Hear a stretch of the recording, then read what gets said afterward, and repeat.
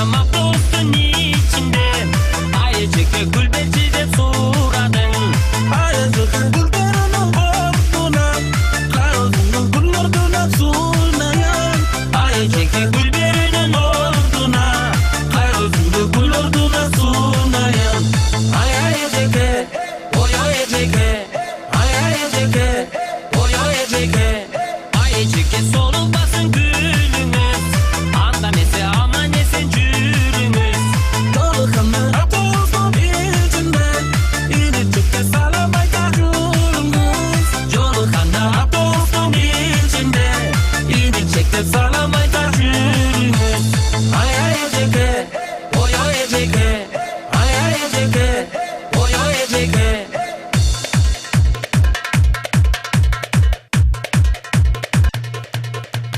I met this lady in the bus. I met this lady in the bus. I met this lady in the bus. I met this lady bus.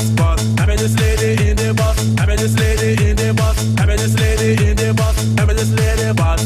I met this lady in the bus. I met this lady in the bus. I met this lady in the bus. I met this lady bus. I met this lady bus. I met this lady. I met this lady. Bus.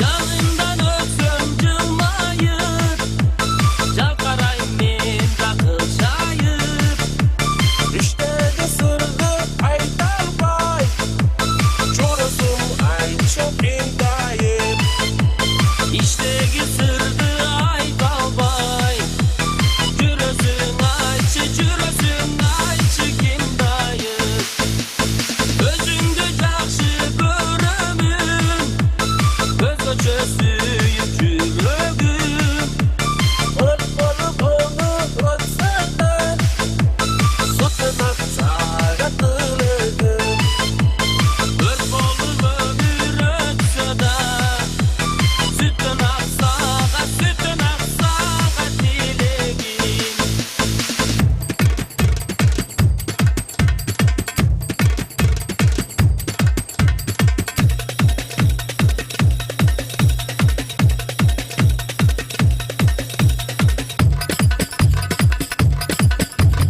When you see coming, I'm burning like I'm on fire. My flow too sharp like and drink like Maraga. Shake body, move your waist, I'm just tired. Shake body, move your waist, I'm just tired. My bell and my head to my waist, I'm paining. Move your feet, move your head, make you go your home now. Shake body, move your waist, I'm just tired. Shake body, move your waist, I'm just tired. My bell and my head to my waist, I'm Тамадалар ордосу. Өзгөчө, заманбап той өткөзүүнү каалайсызбы? Тилинен чаң чыккан тамадалар. Элибиз сүйгөн ырчы бийчилер. Көз жоосун алган зал жасалгалуу. Сапаттуу видео, фото. Сиздер үчүн кызматта. Биздин 7-Кичи району, Юнисалиев көчөсү 173/3. Телефондор 0772 263 463 075 263 463. Тамадалар ордосу, жакшылыктын жарчысы.